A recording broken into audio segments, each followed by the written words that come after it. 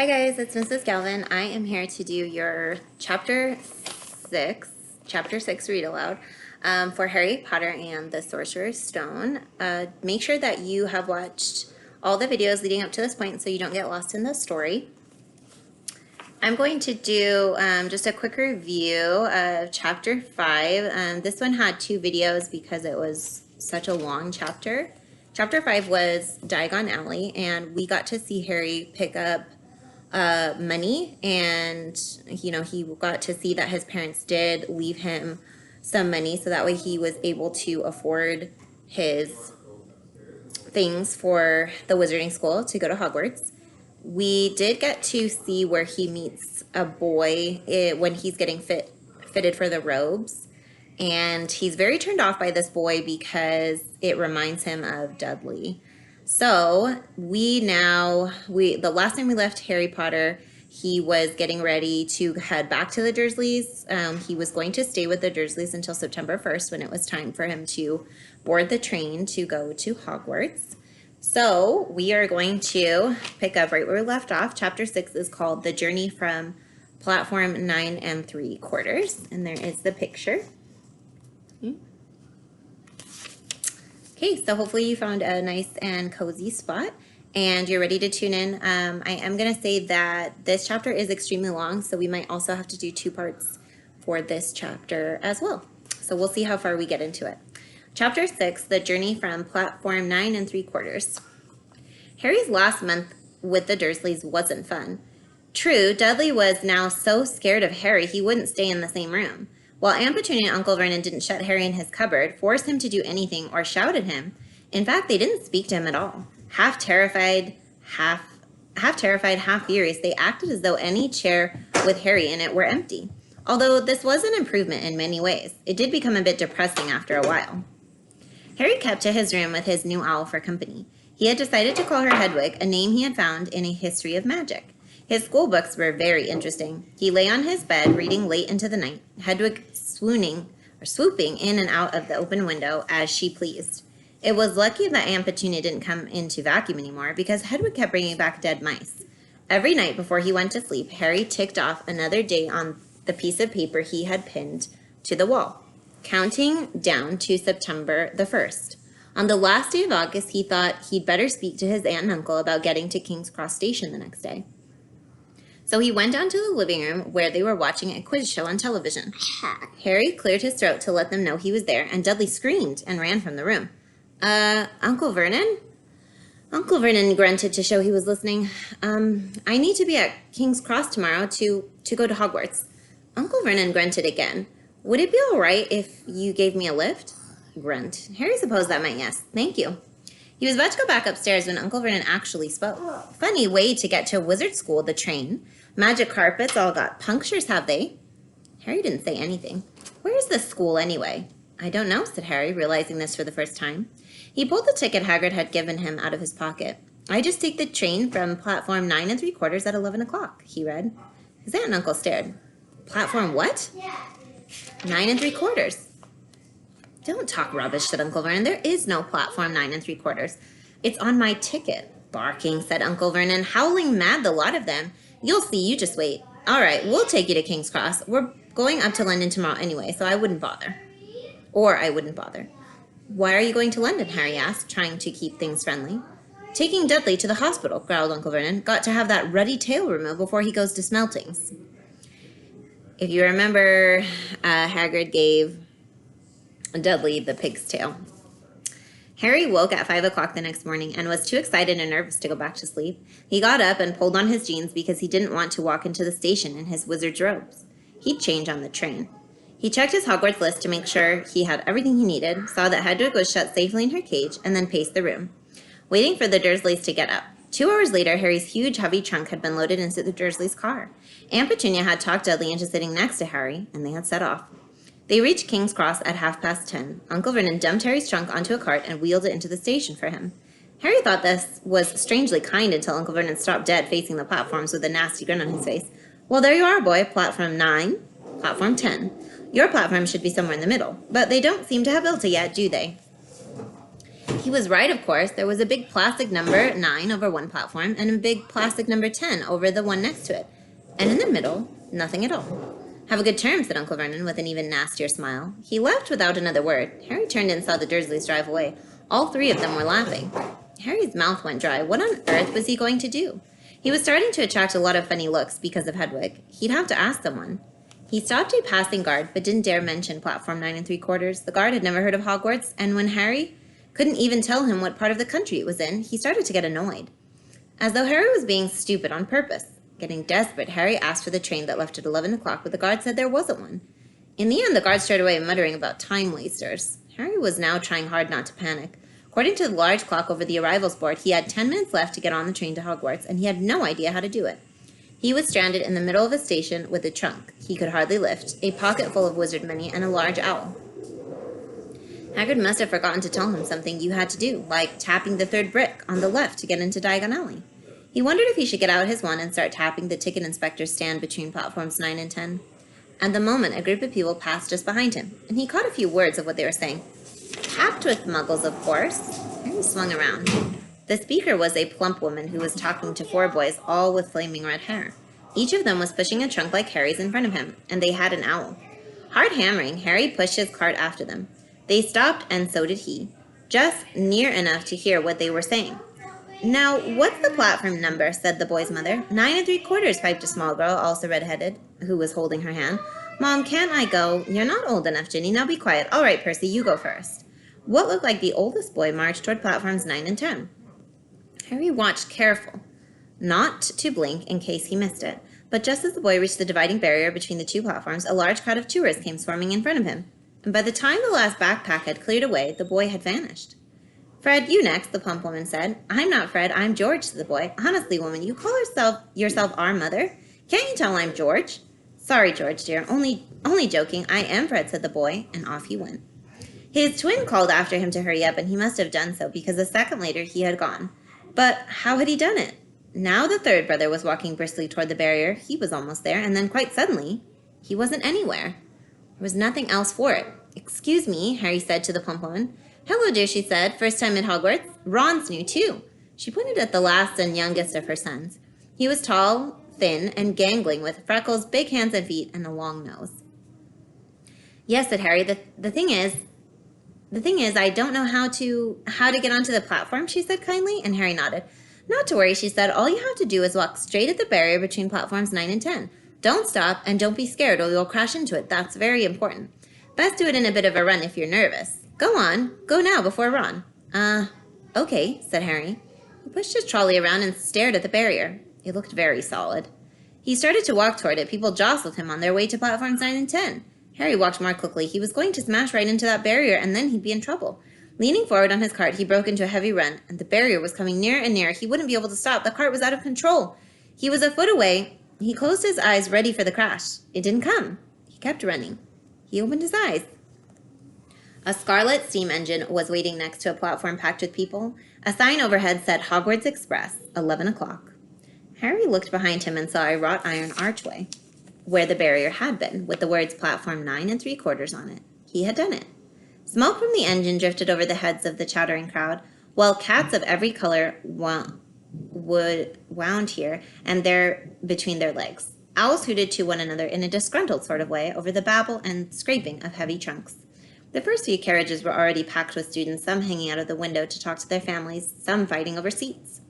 Harry pushed his cart off down the platform in search of an empty seat. He passed a round-faced boy who was saying, Gran, I've lost my toad again. Oh, Neville, he heard the old woman sigh. A boy with dreadlocks was surrounded by a small crowd. Give us a lug, Lee, go on. The boy lifted the lid of a box in his arms, and the people around had shrieked and yelled as something inside poked at a long, hairy leg. Harry pressed on through the crowd until he found an empty compartment near the end of the train. He put Hedwig inside first, and then started to shove and heave his trunk forward toward the train door. He tried to lift it up the steps, but could hardly raise one end, and twice he dropped it painfully on his foot. Want a hand? It was one of the red-haired twins he'd followed through the barrier. Yes, please, Harry panted. Oi, Fred, come here and help. With the twins' help, Harry's trunk was at last tucked away in the corner of the compartment. Thanks, said Harry, pushing his sweaty hair out of his eyes.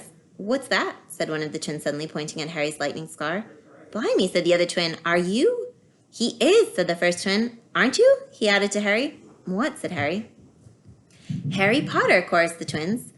Oh, him, said Harry. I mean, yes, I am. The two boys gawked at him, and Harry felt himself turning red. Then, to his relief, a voice came floating in through the train's open door. Fred, George, are you there? Coming, Mom. And with a last look at Harry, the twins hopped off the train. Harry sat down next to the window where, half hidden, he would watch the red-haired family on the platform and hear what they were saying. Their mother had just taken out her handkerchief. Ron, you've got something on your nose. The youngest boy tried to jerk out of the way, but she grabbed him and began rubbing the end of his nose. Mom, get off, he wriggled free. Has Ickle Ronnie got some fink on his nose, said one of the twins. Shut up, said Ron. Where's Percy, said their mother. He's coming now. The oldest boy came striding into sight. He had already changed into his billowing black Hogwarts robes, and Harry noticed the shiny red and gold badge on his chest with the letter P on it. Can't stay longer, Mother, he said. I'm up front. The prefects have got 2 compartments to themselves. Oh, are you a prefect, Percy? Said one of the twins with an air of great surprise. You should have said something. We had no idea. Hang on. I think I remember him saying something about it, said the other twin. Once or twice? A minute? All summer? Oh, shut up, said Percy, the prefect. How come Percy gets new robes anyway, said one of the twins. Because he's a prefect, said their mother fondly. All right, dear. Well, have a good term. Send me an owl when you get there. She kissed Percy on the cheek and he left. Then she turned to the twins. Now you two, this year you behave yourselves. If I get one more owl telling me you've blown up a toilet or blown up a toilet, we've never blown up a toilet. Great idea though, thanks Mom. It's not funny. And look after Ron. Don't worry, Ickle Ronnykins is safe with us. Shut up, said Ron again. He was almost as tall as the twins already, and his nose was still pink where his mother had rubbed it. Mom, guess what? Guess who we just met on the train? Harry leaned back quickly so they couldn't see him looking. You know that black-haired boy who was near us in the station? Know who he is? Who? Harry Potter. Harry heard the little girl's voice. Oh, Mom, can I go on the train and see him? Oh, please? You've already seen him, Jenny, and the poor boy isn't something you goggle at in the zoo. Is he really, Fred? How do you know? I asked him, and I saw his scar. It's really there, like lightning. Poor dear, no wonder he was alone. I wondered. He was ever so polite when he asked how to get onto the platform. Never mind that. Do you think he remembers what you-know-who looks like? Their mother suddenly became very stern. I forbid you to ask him, Fred. No, don't you dare, as though he needs reminding of that on his first day of school. All right, keep your hair on. A whistle sounded. Hurry up, their mother said, and the 3 boys clambered onto the train. They leaned out the window for her to kiss them goodbye, and their younger sister began to cry. Don't, Jenny. We'll send you loads of owls. We'll send you a Hogwarts toilet seat. George. Only joking, Mom. The train began to move, and Harry saw the boy's mother waving and their sister half laughing, half crying, running to keep up with the train until it gathered too much speed, and then she fell back and waved. Harry watched the girl and her mother disappear as the train rounded the corner. Houses flashed past the window, and Harry felt a great leap of excitement. He didn't know what he was going to, but it had to be better than what he was leaving behind. The door of the compartment slid open, and the youngest red-headed boy came in. Anyone sitting there, he asked, pointing at the seat opposite Harry. Everywhere else is full. Harry shook his head, and the boy sat down. He glanced at Harry and then looked quickly out the window, pretending he hadn't looked. Harry saw he still had a black mark on his nose. Hey, Ron, the twins are back. Listen, we're going down the middle of the train. Lee Jordan's got a giant tarantula down there. Right, mumbled Ron. Harry, said the other twin, did we introduce ourselves? Fred and George Weasley, and this is Ron, our brother. See you later, then. Bye, said Harry and Ron. The twins slid the compartment door shut behind them. Are you really Harry Potter? Ron blurted out. Harry nodded. Oh, well, I thought it might be one of Fred and George's jokes. And have you really got, He pointed at Harry's forehead. Harry pulled back his bangs to show the lightning scar, and Ron stared. So that's where you-know-who? Yes, said Harry, but I can't remember it. Nothing? Said Ron eagerly. Well, I remember a lot of green light, but nothing else. Wow, said Ron. He sat and stared at Harry for a few moments then, as though he had suddenly realized what he was doing. He looked quickly out the window again. Are all your family wizards? Asked Harry, who found Ron just as interesting as Ron found him. Yeah, I think so. I think Mom's got a second cousin who's an accountant, but we never talk about him. So you must know loads of magic already. The Weasleys were clearly one of those old wizarding families the Pale Boy and Diagon Alley had talked about. I heard you went to live with Muggles, said Ron. What are they like? Horrible. Well, not all of them. My aunt, uncle, and cousin are, though. Wish I'd had 3 wizard brothers. 5, said Ron. For some reason, he was looking gloomy. I'm the 6th in our family to go to Hogwarts. You could say I've got a lot to live up to. Bill and Charlie have already left. Bill was head boy, and Charlie was captain of Quidditch. Now Percy's a prefect. Fred and George mess around a lot, but they still get really good marks, and everyone thinks they're really funny. Everyone expects me to do as well as the others, but if I do, it's no big deal because they did it first. You never get anything new either with 5 brothers. I've got Bill's old robes, Charlie's old one, and Percy's old rat. Ron reached inside his jacket and pulled out a fat gray rat, which was asleep. His name's Scabbers, and he's useless. He hardly ever wakes up. Percy got an owl from my dad for being made a prefect, but they couldn't, I got Scabbers instead. Ron's ears went pink, and he seemed to think he'd said too much because he went back to staring out the window. Harry didn't think there was anything wrong with not being able to afford an owl. After all, he'd never had any money in his whole life until a month ago, and he told Ron so, all about having to wear Dudley's old clothes and never getting proper birthday presents. And this seemed to cheer Ron up. And until Hagrid told me, I didn't know anything about being a wizard, or about my parents, or Voldemort. Ron gasped. What? Said Harry. You said you know whose name, said Ron, sounding both shocked and impressed. I'd have thought you of all people. I'm not trying to be brave or anything, saying the name, said Harry. I just never knew you shouldn't. See what I mean? I've got loads to learn. He added, voicing for the first time something that had been worrying him a lot lately. I bet I'm the worst in class. You won't be. There's loads of people who come from Muggle families, and they learn quick enough. While they had been talking, the train had carried them out of London, and now they were speeding past fields full of cows and sheep. They were quiet for a time, watching the fields and lanes flick past. Around 12:30, there was a great clattering outside in the corridor, and a smiling, dimpled woman slid back their door and said, Anything off the cart, dears? Harry, who hadn't had any breakfast, leapt to his feet, but Ron's ears went pink again, and he muttered that he'd brought sandwiches. Harry went out into the corridor. He had never had any money for candy with the Dursleys, and now that he had pockets rattling with gold and silver, he was ready to buy as many Mars bars as he could carry. But the woman didn't have Mars bars.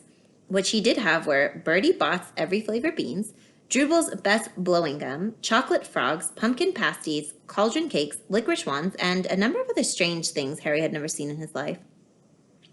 Not wanting to miss anything, he got some of everything, and he paid the woman 11 silver sickles and 7 bronze nuts. Ron stared as Harry brought it all back into the compartment and tipped it into an empty seat. Hungry, are you? Starving, said Harry, taking a large bite out of a pumpkin pasty. Ron had taken out a lumpy package and unwrapped it. There were 4 sandwiches inside. He pulled one of them apart and said, She always forgets I don't like corned beef. Swap you for one of those, said Harry. Go on. You don't want this. It's all dry, said Ron. She hasn't got much time, with 5 of us. Go on, have a pasty, said Harry, who had never had anything to share before, or indeed anyone to share it with. It was a nice feeling sitting there with Ron, eating their way through all Harry's pasties and cakes and candies. The sandwiches lay forgotten. What are these? Harry asked Ron, holding up a pack of chocolate frogs. They're not really frogs, are they? He was starting to feel that nothing would surprise him.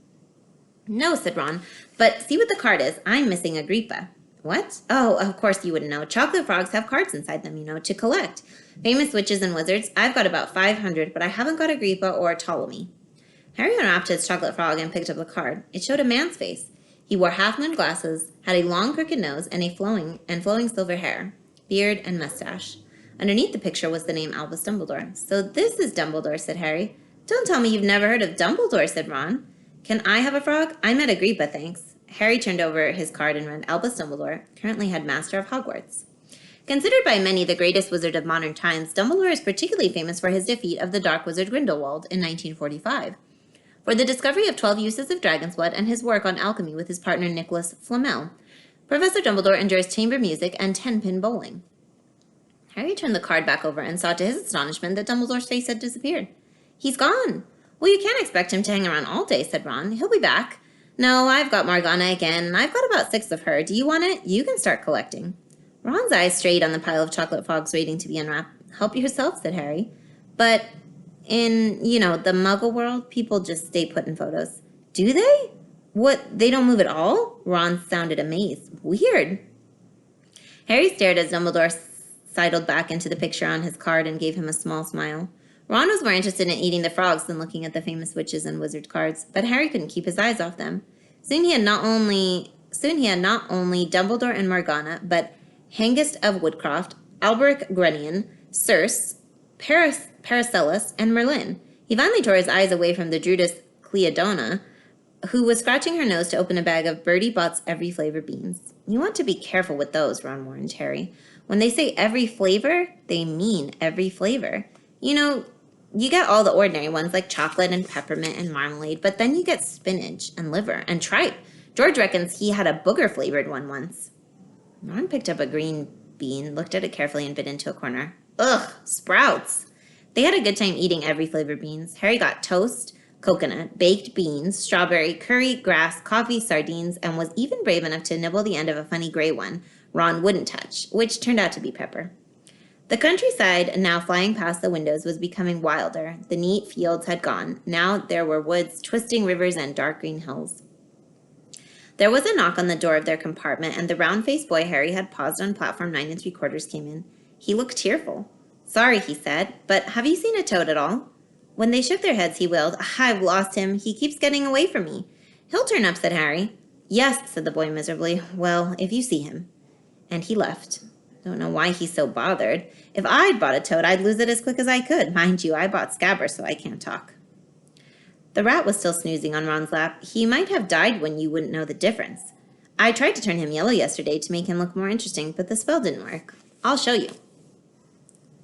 He rummaged through his trunk and pulled out a very battered-looking wand. It was chipped in places, and something white was glinting at the end. Unicorn hair is nearly poking out. Anyway, he had just raised his wand when the compartment door slid open again. The toadless boy was back, but this time he had a girl with him. She was already wearing her new Hogwarts robes. Has anyone seen a toad? Neville's lost one, she said. She had a bossy sort of voice and lots of bushy brown hair and a rather large front teeth. We've already told him we haven't seen it, said Ron. But the girl wasn't listening. She was looking at the wand in his hand. Are you doing magic? Let's see it then. She sat down, and Ron looked taken aback. All right. He cleared his throat. Sunshine daisies, butter mellow, turn this stupid fat rat yellow. He waved his wand, but nothing happened. Scabbers stayed gray and fast asleep. Are you sure that's a real spell, said the girl. Well, it's not very good, is it? I tried a few simple spells just for practice, and it's all worked for me. Nobody in my family's magic at all. It was ever such a surprise when I got my letter, but I was ever so pleased, of course. I mean, it's the very best school of witchcraft there is, I've heard. I've learned all of our course books by heart, of course. I just hope it will be enough. I'm Hermione Granger, by the way. Who are you? She said all this very fast. Harry looked at Ron and was relieved to see by his stunned face that he hadn't learned all the course books by heart either. I'm Ron Weasley, Ron muttered. Harry Potter, said Harry. Are you really? Said Hermione. I know all about you, of course. I got a few extra books for background reading.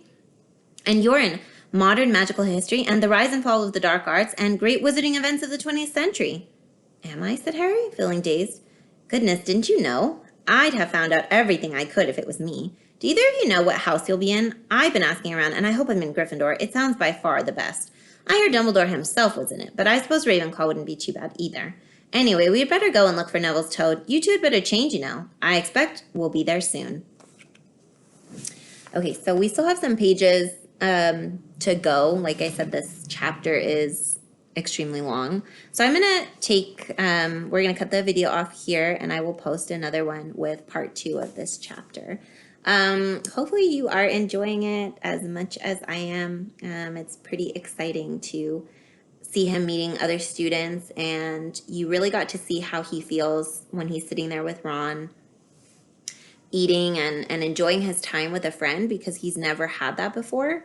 So if you could imagine maybe what that feels like, being 10 years old and, you know, for those 10 years, never having a friend, never having something, you know, someone to share something with.